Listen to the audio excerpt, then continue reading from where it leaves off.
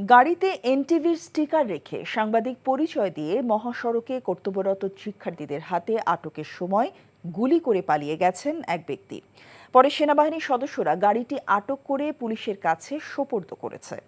Police ও এলাকাবাসী জানায়, সোমবার ভোর রাতে একটি জিপ গাড়ি গাজীপুর চৌরাস্তা হয়ে ঢাকা যাচ্ছিল।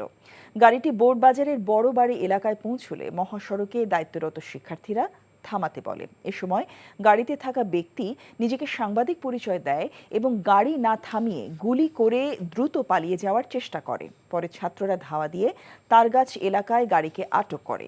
শিক্ষার্থীরা গাড়ি তল্লাশি শুরু করলে চালকের আসনে বসা ব্যক্তি ফাঁকা গুলি করে পালিয়ে যায়। গাড়ির ভেতর থেকে উপসহকারী পুলিশ কমিশনার মোহাম্মদ সাইফুল ইসলামের একটি ভিজিটিং কার্ড সহ অন্যান্য মালামাল উদ্ধার করে এবং সেগুলো তদন্ত করে যাচাই বাছাই করা হচ্ছে বলে গাছা থানার ওসি জানান।